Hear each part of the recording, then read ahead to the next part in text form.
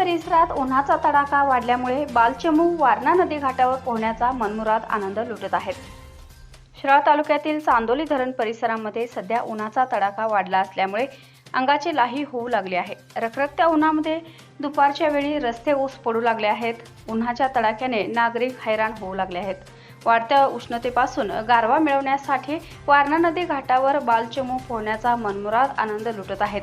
एकंदरीत वारणा नदी परिसर बालचमूने फुलून गेल्याचे चित्र चांदोली परिसरात पाहावयास मिळत आहे.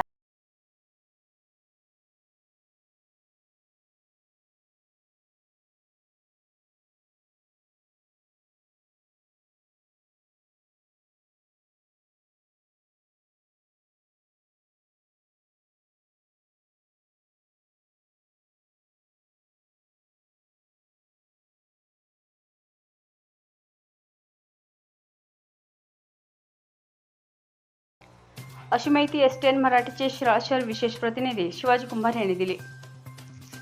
याबरोबरच हे बातमीपत्र संपले. पुन्हा भेटूयात पुढील बातमीपत्रात. तोपर्यंत नमस्कार.